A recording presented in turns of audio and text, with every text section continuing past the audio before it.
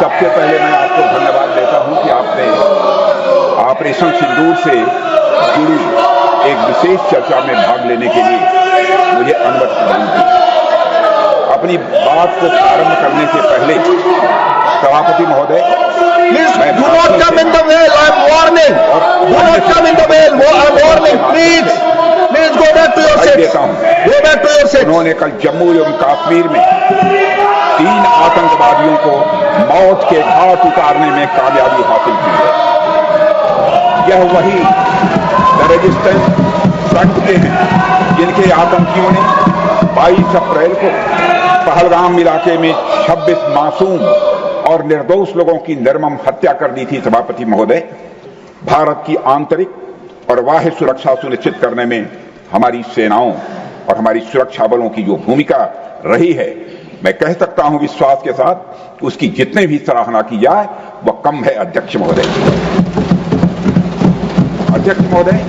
आज ही हमारे सहयोगी गृह मंत्री श्री अमित शाह जी द्वारा लोकसभा में एक विस्तृत जानकारी दी गई है कि कल सेना, सीआरपीएफ और जम्मू कश्मीर के पुलिस के जवानों ने जो एक ऑपरेशन किया है, मैं संक्षेप में उसकी जानकारी रखना चाहता हूं जो गृह मंत्री ने लोकसभा में दी है कि पहलगाम में हुए आतंकी हमले के बाद की गई जांच में हमारे सिक्योरिटी एजेंसी को कई महत्वपूर्ण सुराग मिले थे, जिनके आधार पर पूरे इलाके में काउंटर टेररिस्ट ऑपरेशन चलाया गया और इन आतंकियों के पास पाए गए हथियारों की फॉरेंसिक एनालिसिस भी की गई है, जिससे यह पूरी तरह से स्पष्ट हो चुका है वे वही हथियार हैं जिनका इस्तेमाल पहलगाम में हुए आतंकी हमलों में किया गया था।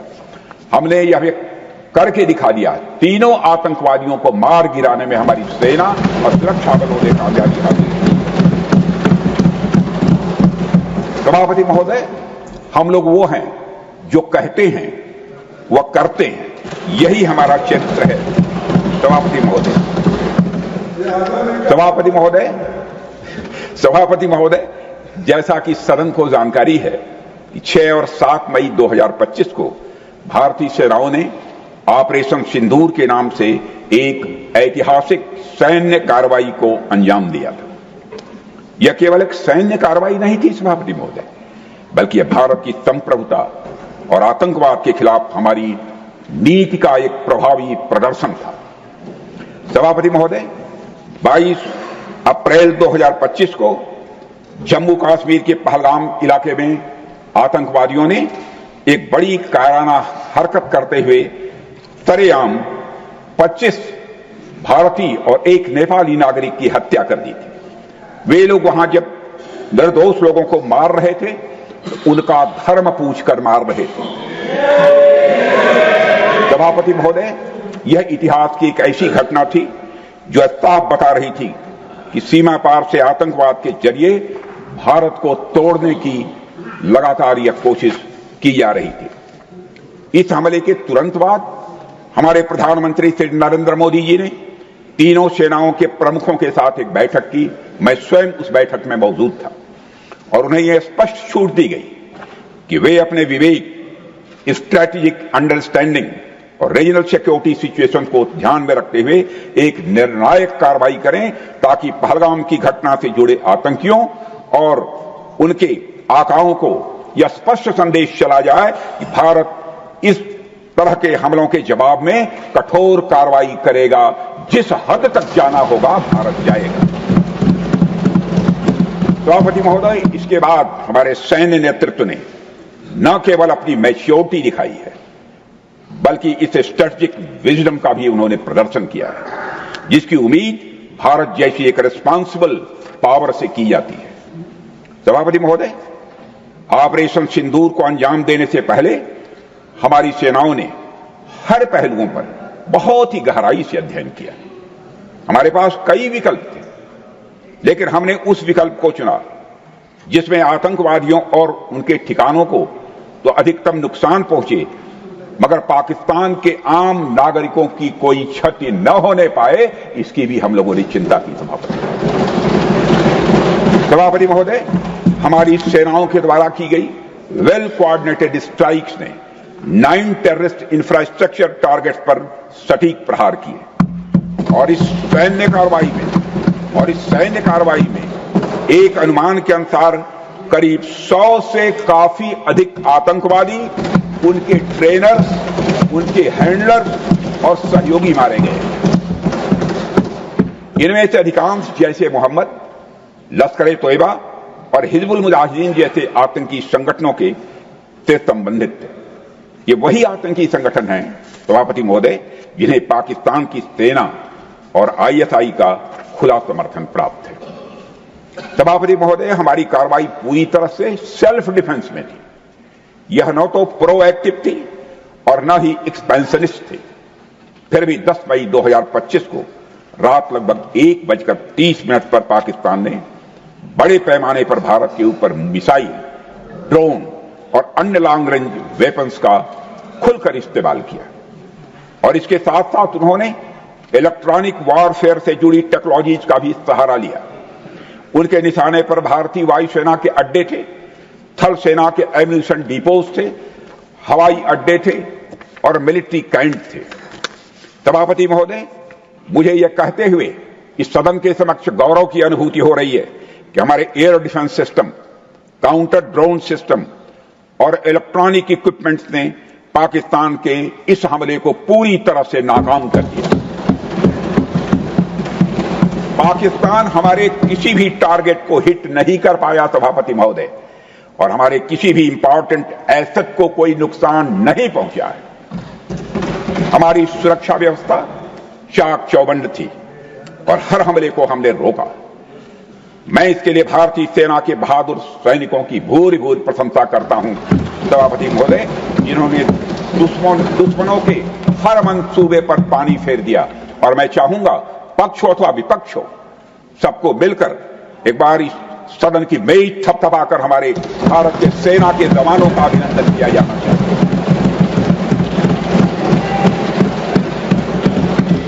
सभापति महोदय, पाकिस्तान के हमले के जवाब में हमारी कार्रवाई साहसिक, ठोस और प्रभावी रही है। भारतीय सेना ने वेस्टर्न फ्रंट पर पाकिस्तान के हवाई अड्डों, कमांड एंड कंट्रोल उनके जो सेंटर्स थे, उसे मिलिट्री इंफ्रास्ट्रक्चर्स और एयर डिफेंस सिस्टम को निशाना बनाया और इस मिशन को हमारी सेनाओं ने सफलतापूर्वक अंजाम देने में कामयाबी हासिल की है। सभापति महोदय, हमारी सेनाओं ने चकलाला, सरगोधा, रफीकी, सीट पर रहीम यार खान, जैकबाबाद, सुक्कुर, बोलारी जैसे बड़े एयरबेस पर प्रहार किया और पूरी दुनिया ने भारतीय वायुसेना के शौर्य और पराक्रम की तस्वीरें देखी, सैटेलाइट इमेजरी लोगों ने देखी। सभापति महोदय, ऑपरेशन सिंदूर ट्राई सर्विसेज कोऑर्डिनेशन की एक शानदार मिसाल थी। भारतीय वायुसेना ने आसमान से हमले किए, हमारे थल सेना ने जमीन पर अपना मोर्चा संभाल लिया सभापति महोदय, और हमारे जवान नियंत्रण रेखा पर पूरी ताकत से डटे रहे और पाकिस्तान की हर हरकत का करारा जवाब दिया। भारतीय नौसेना ने भी उत्तरी अरब सागर में अपनी तैनाती मजबूत कर दी। भारतीय नौसैनिकों ने पाकिस्तान को यह साफ संदेश दे दिया कि हम समुद्र से लेकर जमीन तक सभापति महोदय पाकिस्तान के हर महत्वपूर्ण ठिकानों पर प्रहार करने में न केवल सक्षम हैं, बल्कि हम पूरी तरह से तैयार हैं। सभापति महोदय, इस ऑपरेशन का मकसद आतंकी ठिकानों को तबाह करना था और एक साफ संदेश देना था कि भारत आतंकवाद के खिलाफ जीरो टॉलरेंस रखता है। सभापति महोदय, ऑपरेशन सिंदूर का ओवरऑल पॉलिटिको मिलिट्री ऑब्जेक्टिव यह था कि आतंकवाद के रूप में प्रॉक्सी वार लड़ रहे पाकिस्तान को सजा दी जाए। इसी वजह से आर्म्ड फोर्सेस को पूरी आजादी दी गई थी कि वो अपने टारगेट खुद चुने और उसका करारा जवाब दें। सभापति महोदय, इस ऑपरेशन का उद्देश्य कभी भी युद्ध छेड़ना नहीं था, बल्कि फोर्स के डिमॉन्स्ट्रेटिव यूज से एडवर्सरी को झुकाने के लिए मजबूर करना था।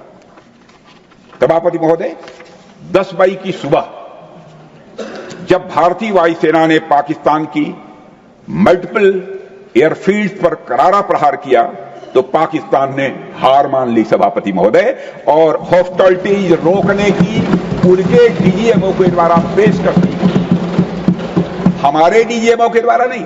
यह हॉस्टिलिटी रोकने की पेशकश पाकिस्तान के डीजीएमओ के द्वारा की गई, और यह पेशकश इस शर्त के साथ स्वीकार की गई कि ऑपरेशन केवल स्थगित किया जाएगा, यह समाप्त नहीं किया जाएगा। ऑपरेशन सिंदूर स्थगित किया जाएगा अगर पाकिस्तान के ओर से भविष्य में कोई आतंकी करतूत की गई तो हम फिर ऑपरेशन शुरू करने में रंच मात्र भी संकोच नहीं करेंगे।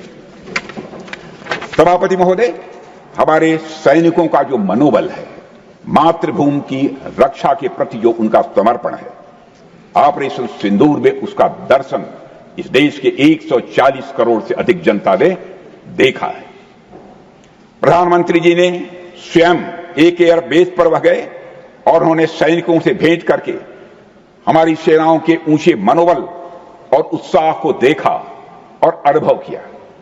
मुझे खुद भी सीमावर्ती क्षेत्रों में जाकर हमारे जवानों से मुलाकात करने का अवसर मिला है।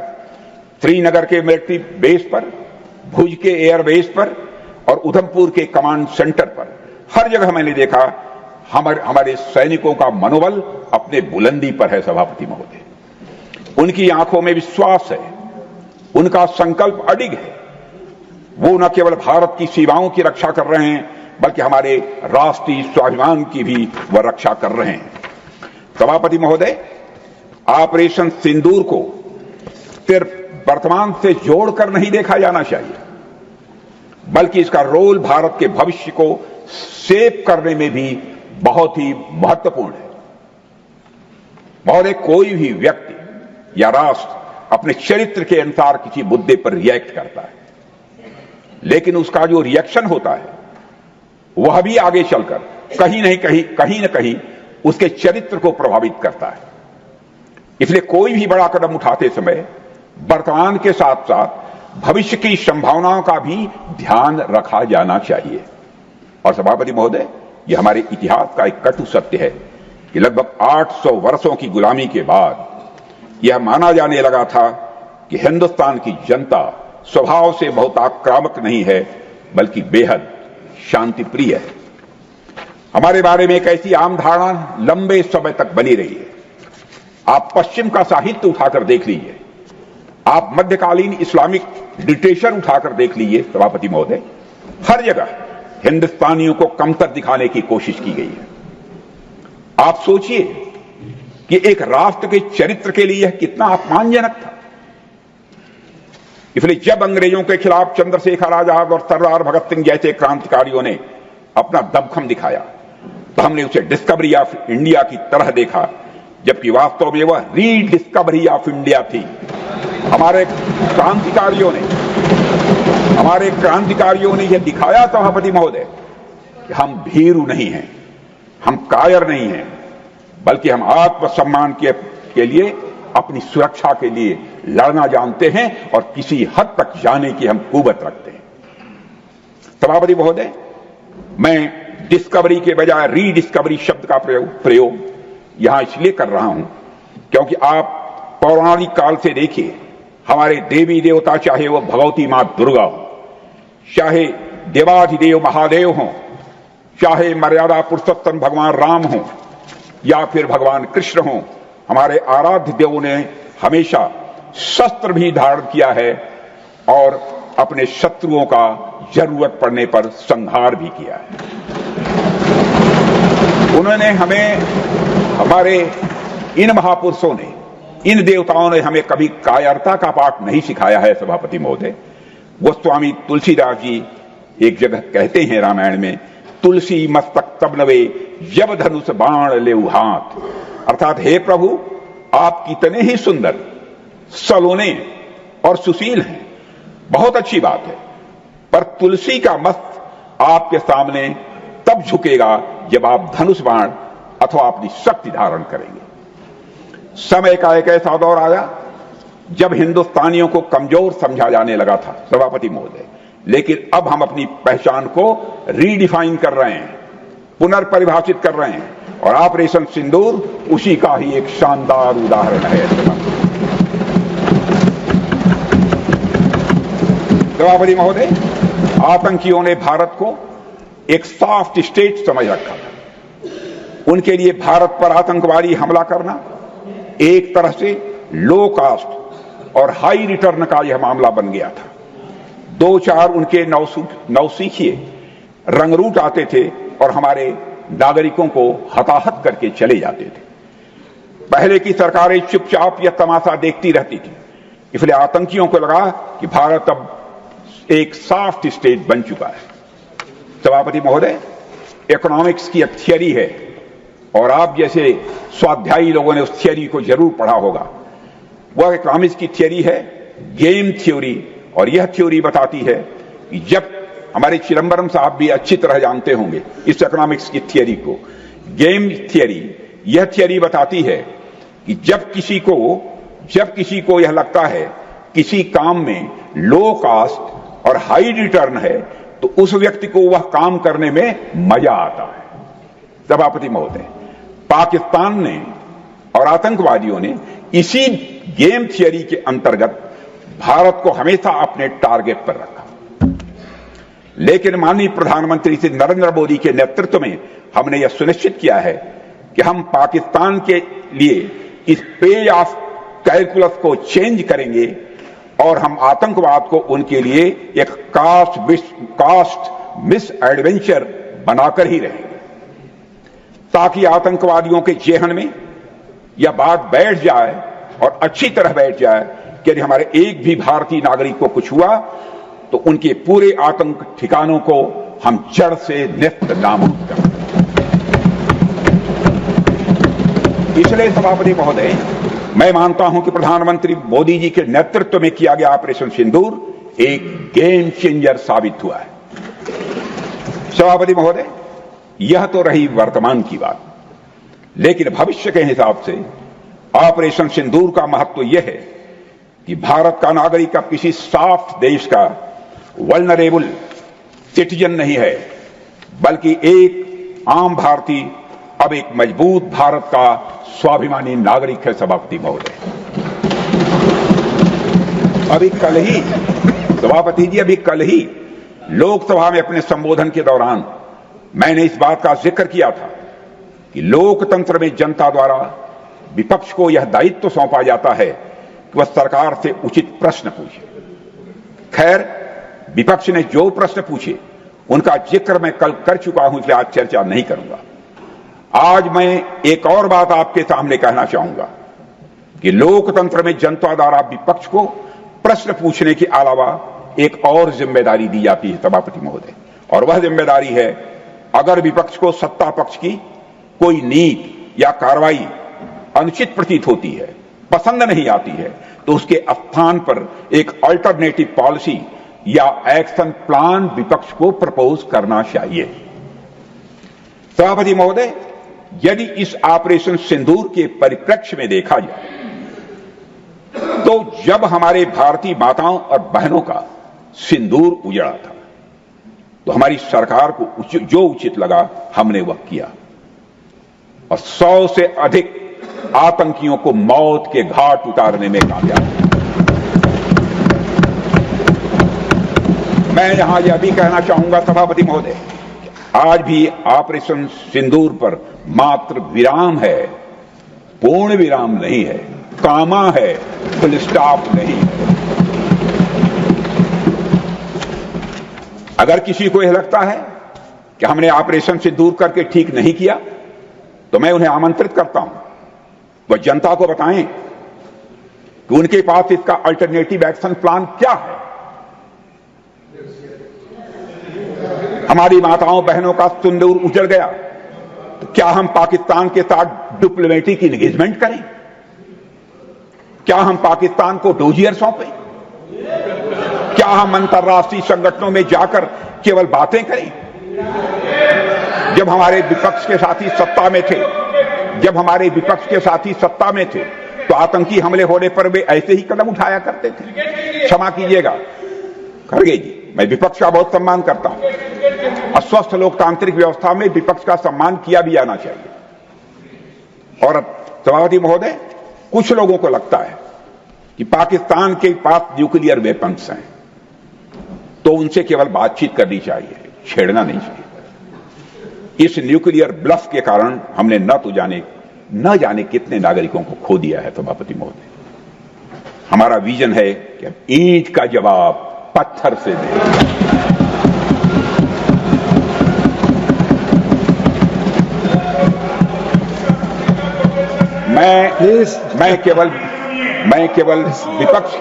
मैं केवल विपक्ष के सम्मानित सदस्यों से ही नहीं बल्कि सभी सम्मानित सदन के सदस्यों से मैं कहना चाहूंगा, आज नागपंचमी है।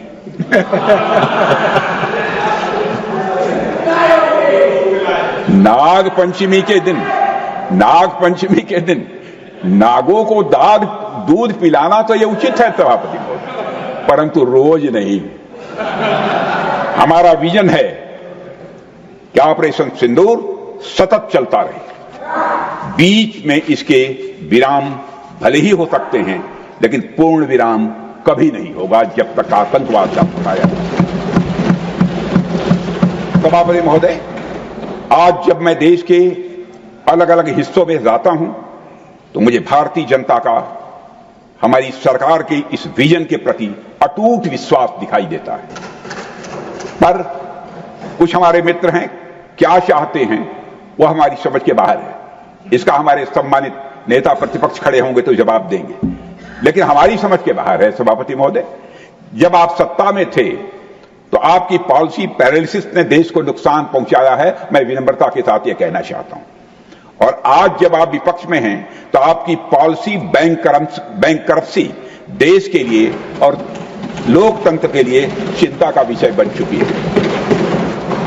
सभापति महोदय, हमारे विपक्ष के कुछ मित्र यह भी कह रहे हैं कि ऑपरेशन सिंदूर के दौरान हमें पाक ऑक्युपाइड कश्मीर यानी पीओके पर कब्जा कर लेना चाहिए था, पहले क्यों नहीं किया?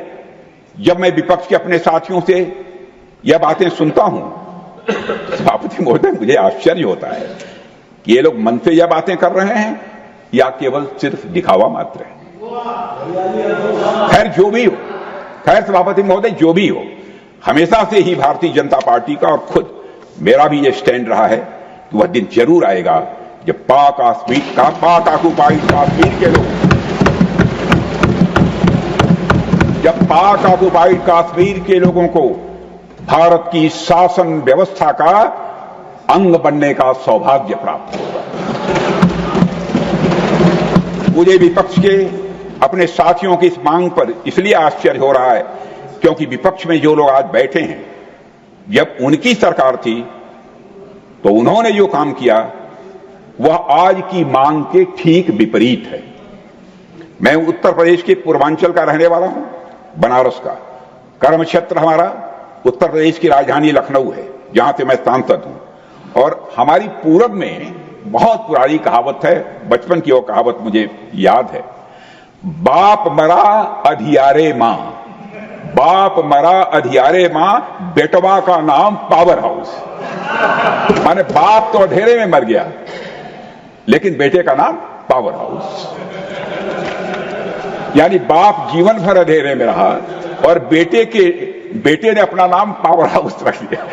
सभापति महोदय, जब हमारे कुछ मित्र जो आज कभी सत्ता में थे, आज विपक्ष की चेयर पर बैठे हैं, जब वो देश की शासन व्यवस्था चला रहे थे तो उन्होंने और उनके पॉलिटिकल सीनियर्स ने भारत में हुए आतंकी हमलों के जवाब में पाकिस्तान पर कोई कार्रवाई नहीं की, क्योंकि उन्हें डर था कि पाकिस्तान एक न्यूक्लियर वेपन स्टेट है। और आज जब हम पाकिस्तान को मुंह तोड़ जवाब दे रहे हैं तो मुझे इस अंधेरे और पावर हाउस वाली बाप बेटी की कहानी स्वाभाविक रूप से याद आ रही है, इसलिए मैंने उसकी चर्चा की। आज विपक्ष के हमारे साथियों को का पीओके प्रेम देखकर मुझे एक गजल भी याद आ रही है, जिसका एक शब्द बदलकर मैं आपको सुनाना चाहता हूं। गजल भी सुना रहा हूं पूरी ईमानदारी के साथ, एक शब्द बदलकर मैं गजल सुना रहा हूं। पीओके लुटने का सबब पूछो न सबके सामने, पीओके लुटने का सबब पूछो न सबके सामने, नाम आएगा तुम्हारा, ये कहानी फिर सही। खैर देर से ही सही, सभापति महोदय, खैर देर से ही सही, खैर देर से ही सही। Take your seat. You are not allowed. Mr. Abdul Suman, take your seat. Please. Nothing is going on. Take your seat. माननीय गृह मंत्री, मैंने खड़े होने दिए, खड़े हुए विपक्ष का ये फर्ज बनता है, खड़े होते हैं तो शोर मत मचाइए, नहीं खड़े होंगे। खैर देर से ही सही, अगर विपक्ष के हमारे साथियों को सद्बुद्धि आई है तो मैं उन्हें आश्वस्त करता हूं कि देश की जनता का आशीर्वाद रहा और ईश्वर की इच्छा रही तो दिन दूर नहीं जब पाक ऑक्युपाइड कश्मीर लोगों को भी घर वापसी होगी। और वह दिन, सभापति महोदय, सदन में मैं बहुत सोच समझकर नाप तोलकर बोल रहा हूं, वह दिन आएगा, निश्चित समय नहीं बतला सकता, जरूर आएगा, जबकि पीओके के लोग, जबकि पाक ऑक्युपाइड कश्मीर के लोग बोलेंगे मैं भी भारत हूं।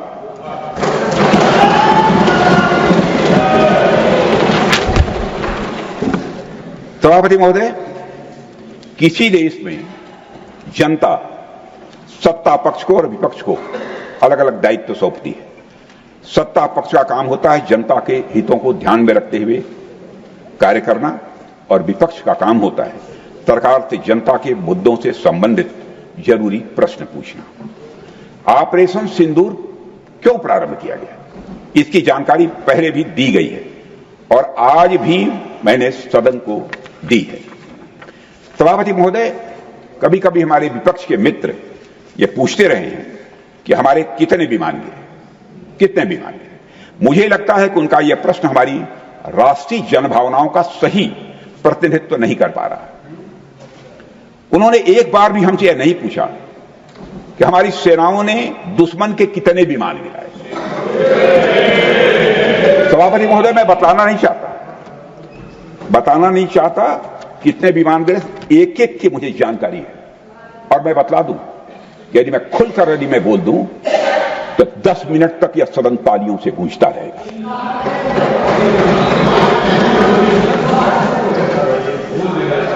यदि उन्हें प्रश्न पूछना ही है, सभापति महोदय, यदि यह प्रश्न पूछना ही है तो उनका प्रश्न यह होना चाहिए, क्या भारत ने आतंकवादी ठिकानों को तबाह किया? तो उसका उत्तर है हां, तबाह किया। मैं विपक्ष से कहना चाहता हूं कि आपको प्रश्न पूछना है तो यह प्रश्न पूछिए, क्या ऑपरेशन सिंदूर सफल रहा? तो उसका उत्तर है हां। आपको प्रश्न पूछना है तो यह प्रश्न पूछिए कि जिन आतंकियों ने हमारी बहनों, हमारी बेटियों का सिंदूर मिटाया, क्या हमारी सेनाओं ने ऑपरेशन सिंदूर में उन आतंकियों के आकाओं को मिटाया? तो इसका उत्तर है हां। और आपको प्रश्न पूछना है तो यह पूछिए, इस ऑपरेशन में क्या हमारे जाबाज सैनिकों की कोई क्षति हुई है? तो उसका उत्तर है नहीं, हमारे सैनिकों की कोई क्षति नहीं हुई। अब चूंकि विपक्ष के मित्र ऑपरेशन सिंदूर को लेकर उचित प्रश्न नहीं पूछ पा रहे हैं तो मैं उन्हें क्या बताऊं। मैं लगभग 40 वर्षों से राजनीतिक क्षेत्र में काम कर रहा हूं सभापति महोदय, सत्ता पक्ष हो या विपक्ष हो, अपनी पार्टी हो या दूसरी पार्टी, कभी भी किसी के साथ दलगत राजनीति को मैंने शत्रुतापूर्ण तरीके से नहीं देखा है, कभी भी नहीं देखा। इसलिए आज अगर विपक्ष प्रश्न पूछने में असफल है तो मैं विपक्ष को उनके इस काम में थोड़ी सी मदद अपनी योग्यता क्षमता के अनुसार जो भी कर सकता हूं मैं करना चाहता हूं।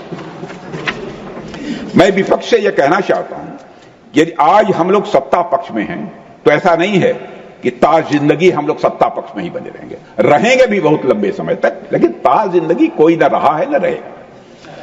एक लंबा समय हमने विपक्ष में काम किया है, लंबा समय विपक्ष में गुजारा है। एक लंबा समय हमने सरकारों से, उस समय की सरकारों से सवाल पूछने में भी लगाया है।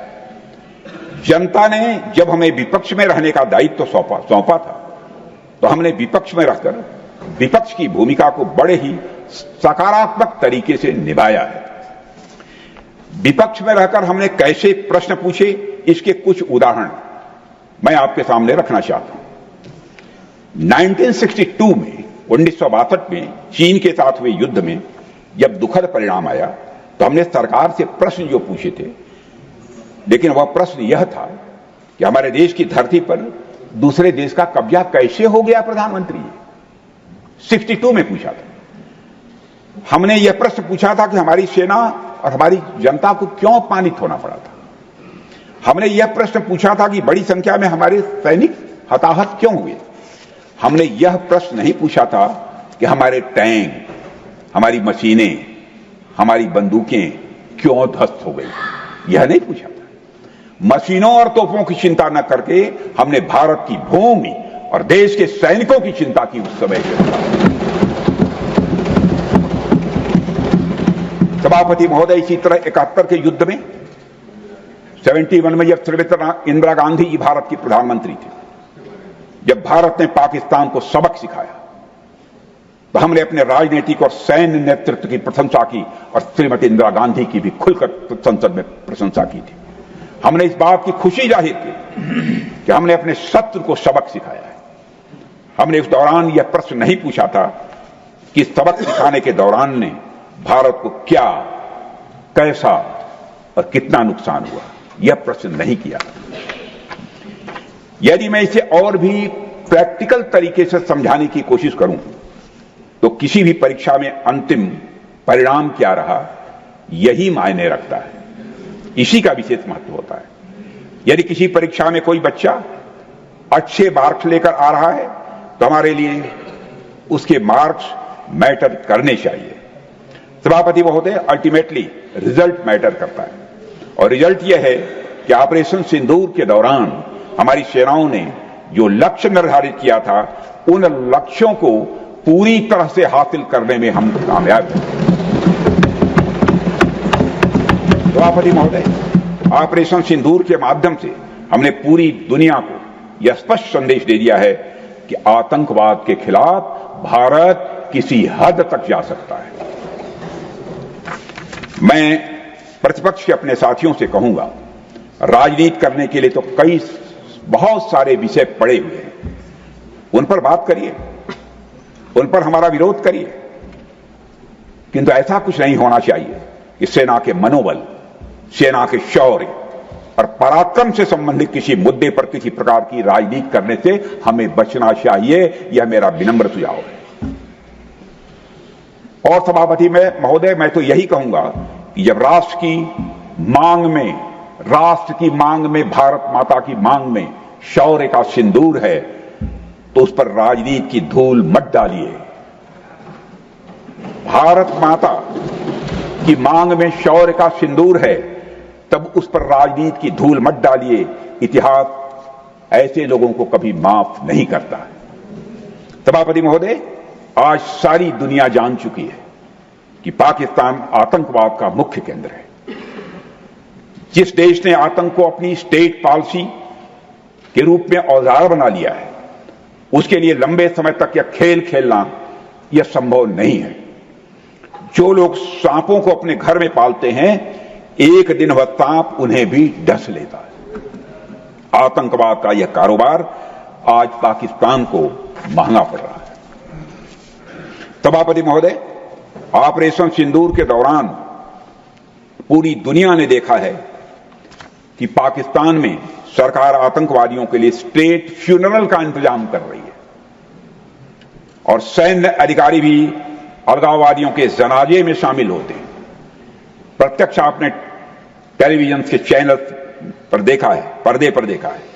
यह वही देश है जो सीमा पर सैनिकों से लड़ने का साहस नहीं जुटा पाता, इसलिए निर्दोष नागरिकों, बच्चों और तीर्थयात्रियों को आतंकवाद का निशाना बनाता है। पाकिस्तान की सेना और आईएसआई आतंकवाद को एक प्रॉक्सी वार के रूप में इस्तेमाल करती हैं सभापति महोदय, और उसके सहारे वे भारत को डिस्टेबलाइज करने की कोशिश करती हैं और भारत को डिस्टेबलाइज करने का वह सपना भी देखते हैं। मैं लोकतंत्र के मंदिर में खड़े होकर यह बात कह रहा हूं सभापति महोदय कि भारत को 1000 कट्स देने का सपना पालने वालों का सपना कभी भी किसी भी सूरत में पूरा नहीं हो। और ऐसा भारत नहीं है। ये हमारे प्रधानमंत्री मोदी जी के नेतृत्व का एक नया भारत है जो आतंकवाद के खिलाफ हर हद और हर सरहद पार करने का सामर्थ्य रखता है, क्षमता रखता है। सभापति महोदय, वैसे तो मानवता के सामने जितनी भी भयावह बीमारियां आई, देर सवेर सभी समाप्त हो गई। आतंकवाद भी एक महामारी है, इसकी नीयत भी यही होने वाली है, इसमें भी कहीं दो मत नहीं है। लेकिन इसे अपनी मौत मरने के लिए नहीं छोड़ा जा सकता, क्योंकि जब तक आतंकवाद है, हमारी सामूहिक शांति, विकास और समृद्धि को यह चुनौती देता ही रहेगा।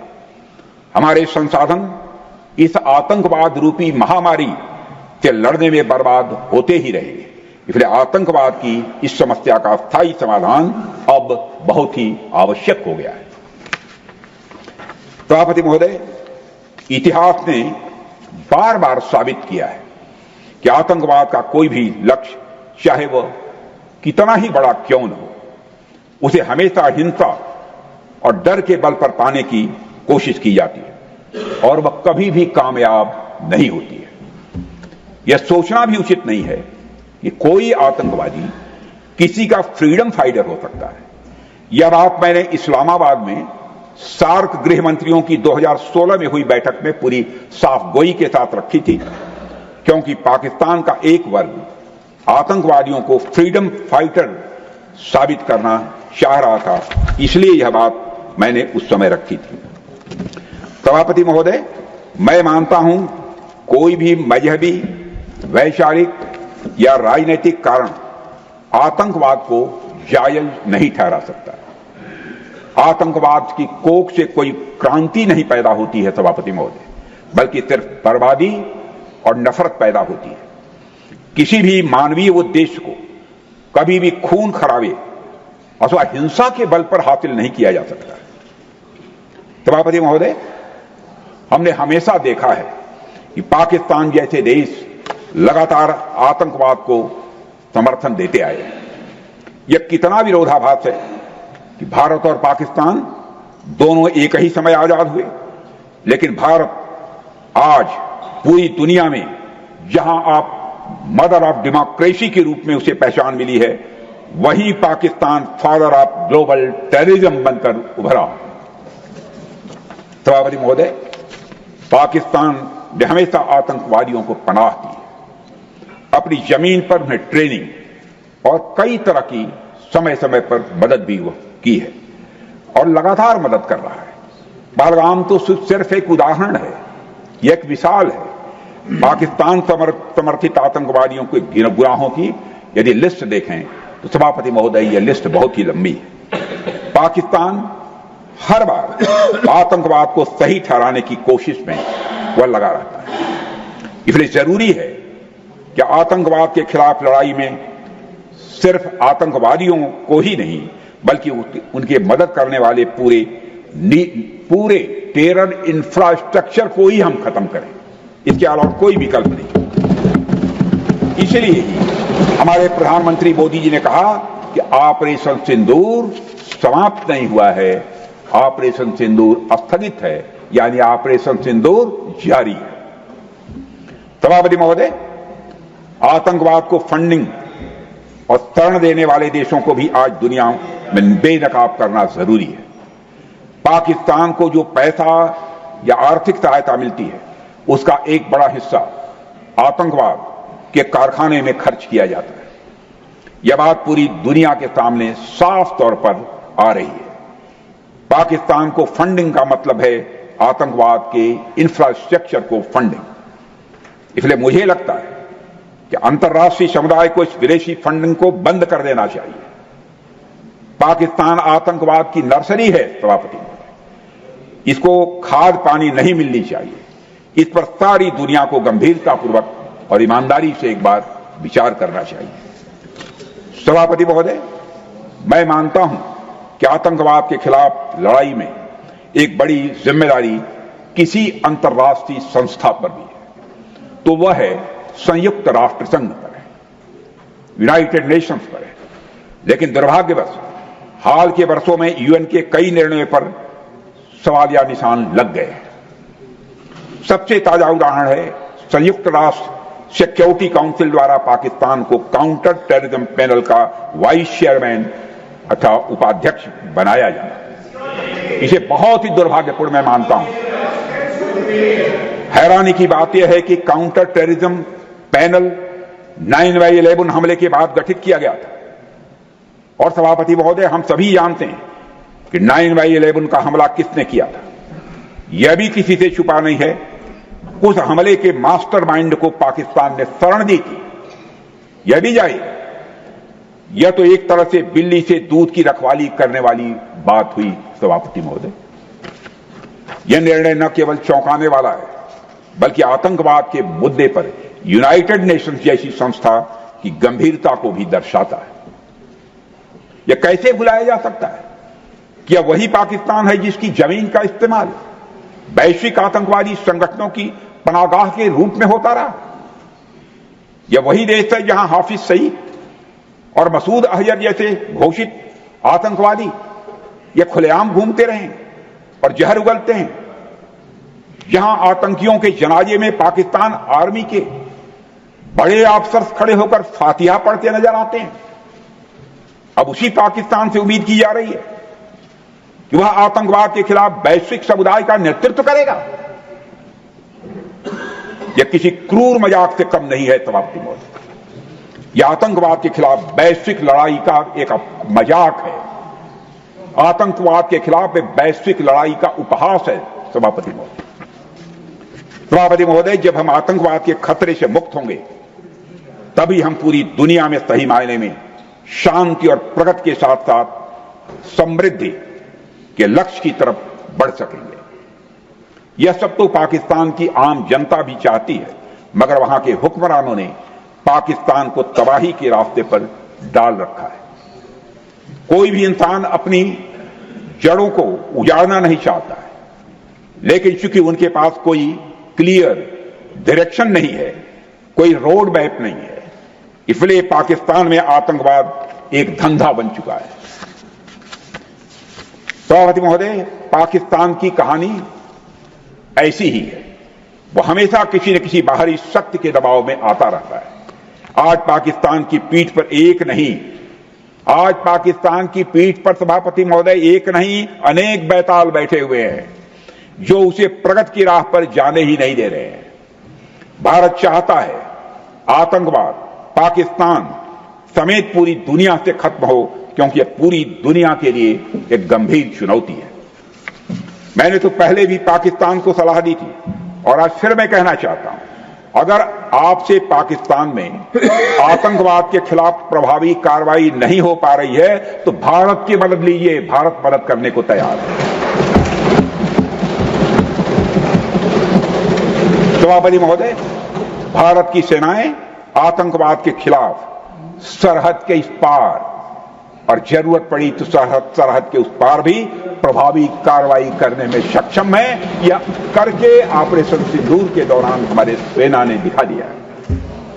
यह तो पाकिस्तान ने भी ऑपरेशन सिंदूर के दौरान देख लिया है, साफ तौर पर देख लिया है। मगर पाकिस्तान है कि एक जिद्दी बच्चे की तरह सभापति महोदय मानता ही नहीं है, लेकिन मानेगा। इसलिए पूरी दुनिया के लिए जरूरी है कि पाकिस्तान पर आतंकवाद को लेकर हर तरह का रणनीतिक, कूटनीतिक, स्ट्रैटेजिक, डिप्लोमेटिक और आर्थिक दबाव, इकोनॉमिक प्रेशर जितना भी बनाया जा सकता है वह बनाए। पूरी दुनिया से मैं अपील करना चाहता हूं। सभापति महोदय, भारत के लिए शांति हमारी यह प्राथमिकता है, हमारी यह प्रायोरिटी है और हमारी शक्ति उसका आधार है। यह शक्ति हमारे सामर्थ्य से पैदा हुई है सभापति महोदय। यह शक्ति हमारे सामर्थ्य से पैदा हुई है। यह सामर्थ्य पिछले 11 सालों में कई गुना बढ़ा है मोदी जी के नेतृत्व में। आज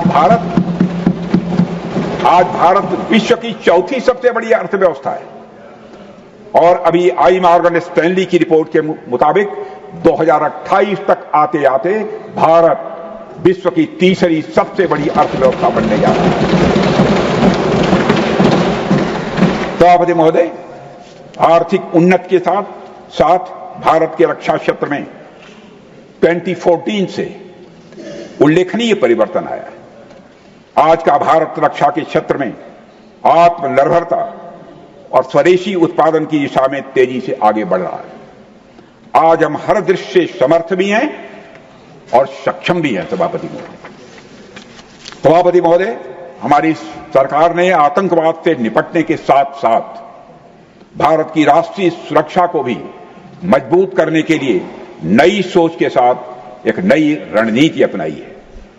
आज जब हम आत्मनिर्भर भारत की बात करते हैं तो उसके सबसे मजबूत स्तंभों में से एक है हमारा डिफेंस सेक्टर, हमारा रक्षा का क्षेत्र।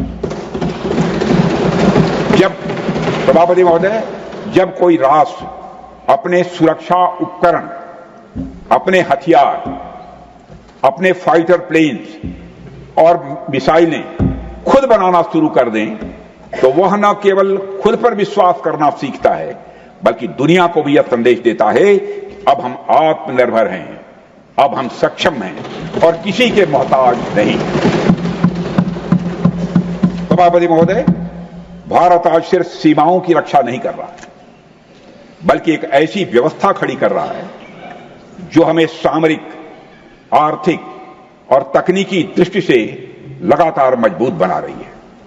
पहले हम रक्षा उपकरणों के लिए पूरी तरह से विदेशों पर निर्भर थे, लेकिन आज मैं पूरे गौरव के साथ कहना चाहता हूं, गर्व के साथ नहीं, गौरव के साथ, कि भारत डिफेंस के मामले में बड़ी तेजी से आत्मनिर्भर बन रहा है। भारत डिफेंस सेक्टर में 2014 के बाद से कई रक्षा क्षेत्र में उल्लेखनीय, बहुत ही रिमार्केबल चेंजेस हुए हैं, बहुत हुए। प्रधानमंत्री श्री नरेंद्र मोदी जी के नेतृत्व में भारत के रक्षा क्षेत्र को मजबूती देना, यह हमारी सरकार की प्रायोरिटीज में टॉप पर है इस समय। अध्यक्ष महोदय, इसके लिए पिछले 11 वर्षों में देश की रक्षा का बजट 2013-14 में 2,53,000 अप्रॉक्सीमेटली था, 2,53,000 करोड़ था। वह अब लगभग 3 टाइम्स बढ़कर 2024-25 में 6,21,000 करोड़ से अधिक पहुंच गया। और अब यह भी बतलाना चाहता है सभापति महोदय, इस बार और बढ़ने वाला है। सभापति महोदय, आज भारत की सेनाओं के पास केवल इंपोर्टेड हथियार नहीं है बल्कि इस देश में बनी मिसाइलें, टैंक और अन्य सिस्टम एवं प्लेटफॉर्म्स भी हैं। हमारी अग्नि, हमारी पृथ्वी, ब्रह्मोस जैसी मिसाइलें आज दुश्मन को जवाब देने के लिए तैयार खड़ी हैं। और यह सब भारत में बनी है, भारत की धरती पर बनी है, भारतवासियों के हाथों से बनी। और अब हमारे देश में आईएनएस विक्रांत जैसे एयरक्राफ्ट, सभापति महोदय, आईएनएस विक्रांत जैसे एयरक्राफ्ट कैरियर बनाने की भी हमारी ताकत है, बनाया है। सभापति महोदय, आपको जानकर यह सुखद अनुभूति होगी कि आज भारत का डिफेंस एक्सपोर्ट 2014 के तुलना में लगभग 35 गुना 35 टाइम्स बढ़ चुका है, 35 टाइम्स बढ़ चुका है। 2013-14 में भारत से होने वाला डिफेंस एक्सपोर्ट अप्रॉक्सीमेटली 686 करोड़ था। वह आज 24-25 में बढ़कर मोर देन 24,000 करोड़ पहुंच गया। करीब 100 देशों को हमारे देश में बने डिफेंस प्रोडक्ट्स एक्सपोर्ट किए जा रहे हैं। हमारा यह लक्ष्य है कि इस साल हमारा डिफेंस एक्सपोर्ट 30,000 करोड़ रुपए और 2029 आते आते 50,000 करोड़ रुपए तक पहुंच जाए। मुझे पूरा विश्वास है कि हम इस लक्ष्य को हासिल करके रहेंगे। आज हम दुनिया की टॉप 10 एक्सपोर्टर्स कंट्रीज की कतार में आकर खड़े हो गए हैं। सभापति महोदय, हम अपने प्रयासों में कितना सफल रहे हैं, इसकी एक झलक आप ऑपरेशन सिंदूर के दौरान देख चुके हैं। वैसे तो रक्षा मंत्रालय समय समय पर डिफेंस एक्सपो करता रहता है, लेकिन दुनिया ने real time defence expo operation Sindoor के दौरान देखा है। मुझे पूरा विश्वास है कि भारत जल्द ही रक्षा क्षेत्र में पूरी तरह से आत्मनिर्भरता के लक्ष्य को हासिल करेगा। सभापति महोदय, भारत की रक्षा तैयारी मजबूत रखना यह एक दिन का काम नहीं है। सभापति महोदय, हमने सेनाओं को मजबूती देने के लिए और किसी भी आपात स्थिति से निपटने के लिए इमरजेंसी प्रोक्योरमेंट की भी कई बार छूट दी है, जिसका सेनाओं ने पूरा लाभ उठाया है, वह महसूस करते हैं। पाकिस्तान ही नहीं, भारत की तरफ टेढ़ी निगाह से देखने वाले हर देश को सभापति महोदय यह समझ लेना चाहिए कि आज भारत की सेनाओं में हर हालात से निपटने की ताकत भी है और हमारी सेनाओं की कुवत भी। हम जानते हैं कि ऑपरेशन सिंदूर के दौरान कौन सा देश क्या कर रहा था। जानते हैं, हमने ऑपरेशन सिंदूर के माध्यम से पाकिस्तान को सह देने वाली ताकतों को भी संदेश दे दिया है। सभापति महोदय, इस सदन को मैं अवगत कराना चाहता हूं। सभापति महोदय, पाकिस्तान के हुक्मरान जानते हैं कि उनके सैनिक युद्ध के मैदान में भारत से कभी जीत नहीं सकते, इसलिए वे आतंक को पालते हैं, उन्हें प्रशिक्षण देते हैं और फिर खड़े होकर सारी दुनिया के सामने अपने को निर्दोष साबित करने की कोशिश करते हैं। पाकिस्तान दोहरे मापदंड और झूठ की बुनियाद पर खड़ा दुनिया का एक ऐसा देश है जो फेल्ड स्टेट के तौर पर देखा जा रहा है। भारत ने ऑपरेशन सिंदूर के जरिए पूरी दुनिया को दिखा दिया है कि हम आतंकवाद के इस गंदे खेल को अब जड़ से खत्म करने का संकल्प ले चुके हैं। सभापति महोदय, आतंकवाद के विरुद्ध हमारी लड़ाई अब केवल सीमा पर नहीं बल्कि वैचारिक मोर्चे पर भी लड़ी जा रही है और इसी उद्देश्य से हमारे प्रधानमंत्री जी ने कई उच्च स्तरीय समितियों का गठन भी किया है और उसमें विभिन्न राजनीतिक दलों के रिप्रेजेंटेटिव्स शामिल रहे हैं और इस समिति ने वैश्विक मंचों पर जाकर भारत की बात को बहुत ही प्रभावी तरीके से रखा है और आतंकवाद के विरुद्ध वैश्विक समर्थन को भारत के प्रति मजबूत किया है। मैं प्रतिनिधिमंडल के सभी सम्मानित सदस्यों का अभिनंदन करता हूं, उनका स्वागत करता हूं। सभापति महोदय, ऑपरेशन सिंदूर को लेकर सर्वदलीय बैठक भी हुई। हमारे इस सदन के सम्मानित नेता प्रतिपक्ष आदरणीय खड़गे जी भी इस बैठक में मौजूद थे। मुझे इस सदन को बताते हुए हर्ष हो रहा है कि ऑपरेशन सिंदूर के दौरान हर राजनीतिक दल ने, खड़गे साहब जी थे उसमें, हर राजनीतिक दल ने अपने मतभेद भुलाकर देश हित में सेना और सरकार के प्रति अपना पूरा समर्थन दिया। यही हमारे देश के लोकतंत्र की मजबूती है, यही हमारे देश के लोकतंत्र की ताकत है, यही हमारे देश के लोकतंत्र की खूबसूरती है। सभापति महोदय, जैसा कि हमारे माननीय प्रधानमंत्री जी ने भी कहा है कि ऑपरेशन सिंदूर सिर्फ रुका है, समाप्त नहीं हुआ है। यदि आवश्यकता पड़ी, यदि पाकिस्तान फिर किसी नापाक हरकत की कोशिश करता है तो हम और भी कठोर और भी निर्णायक कार्रवाई के लिए पूरी तरह से तैयार हैं। सभापति महोदय, हमने सभापति महोदय यह स्पष्ट कर दिया है, भारत किसी भी तरीके से न्यूक्लियर ब्लैकमेलिंग या अन्य दबावों के आगे झुकने वाला नहीं है।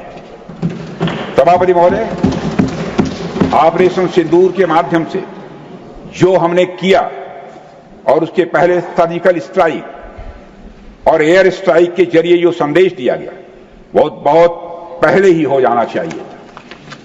सभापति महोदय, हमारी सरकार की जो नीति है वह पहले की सरकारों को भी अपनानी चाहिए थी।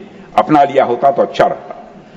उन सरकारों को जिनके शासनकाल में भारत ने सबसे भीषण आतंकी हमला का सामना किया, जिनमें 2008 का मुंबई हमला था, आज भी हर हिंदुस्तानी के जेहन में जिंदा है। और मैं कहना चाहता हूं, कहना यह एग्जैगरेशन नहीं होगा, अतिशयोक्ति नहीं होगी कि यह न भूलने वाली त्रासदी है 2008 की।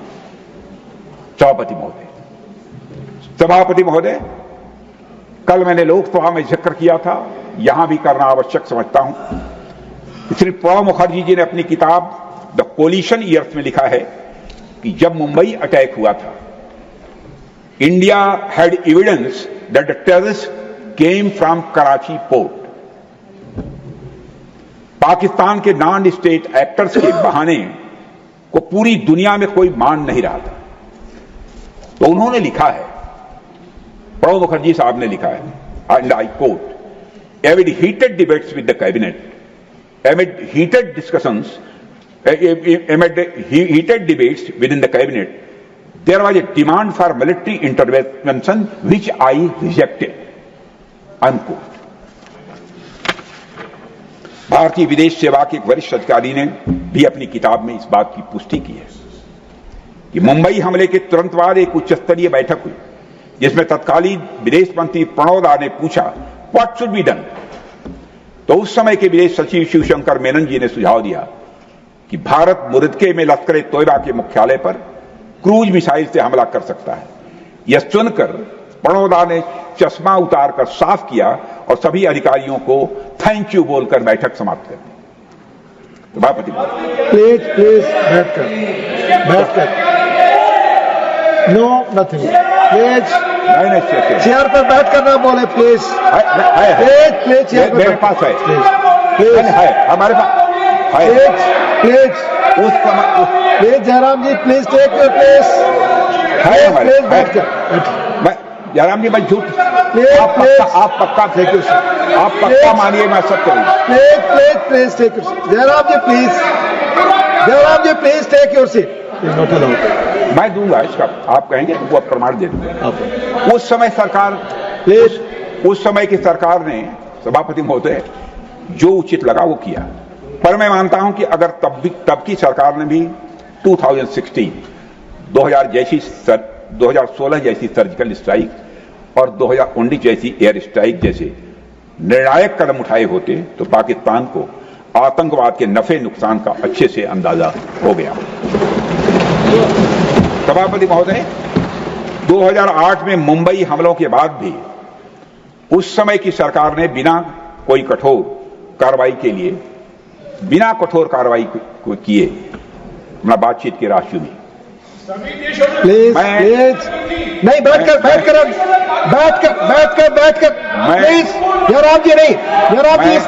जयराम जी नहीं प्लीज टेक योर सीट। मैं यह स्पष्ट करना चाहता हूं, मैं आपको मौका मिलेगा अपनी बात कहेंगे। No not allowed Jairam ji, it will not go the record, nothing is going on record.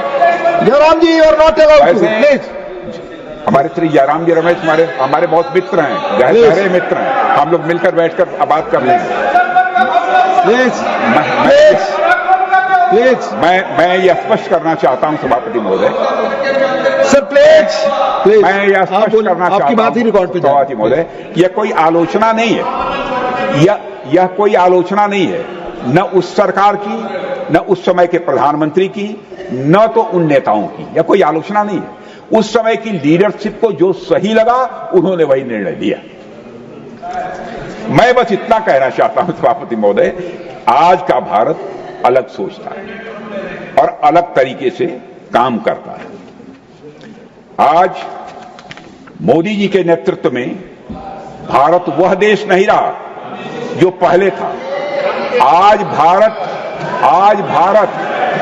Please सभापति महोदय प्लीज आज भारत डोजियर सौंप कर संतुष्ट होने में विश्वास नहीं करता है, बल्कि घुस करना।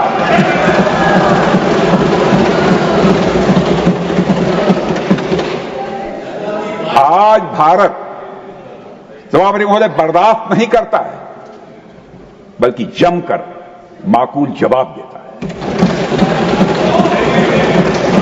सभापति महोदय, मैं इस सदन को और देश की जनता को विश्वास दिलाना चाहता हूं कि हमारी सरकार, हमारी सेनाएं और हमारी लोकतांत्रिक संस्थाएं सब मिलकर देश की एकता, अखंडता और सुरक्षा के लिए हर आवश्यक कदम उठाने के लिए पूरी तरह से प्रतिबद्ध हैं। सभापति महोदय, अंत में मैं केवल इतना कहना चाहता हूं कि यह समय एकजुट होकर अपनी सुरक्षा, संप्रभुता और आत्मसम्मान की रक्षा के संकल्प को और अधिक मजबूत करने का है। हमें यह याद रखना होगा कि हमारी सामाजिक और राजनीतिक एकता ही हमारी सबसे बड़ी ताकत है। आतंकवाद को समर्थन देने वालों को स्पष्ट संदेश चला गया है सभापति महोदय कि भारत अपनी मातृभूमि की रक्षा करने के लिए पूरी तरह से संकल्पबद्ध है। आइए हम सभी दलगत भावना से ऊपर उठकर संगच्छध्वम संवरद्धम के मंत्र से प्रेरणा लेकर एक साथ एकजुट होकर खड़े हो जाएं और हम इस राष्ट्रीय संकल्प को मजबूत करें। यही हम सबका राष्ट्रीय दायित्व है, ऐसा मैं मानता हूं। इन्हीं शब्दों के साथ आइए हम सभी एक बार फिर से सदन की मेज को थपथपाकर ऑपरेशन सिंदूर के दौरान थल सेना, वायुसेना, नौसेना के शौर्य पराक्रम का अभिनंदन करें। सभापति महोदय, बहुत बहुत धन्यवाद।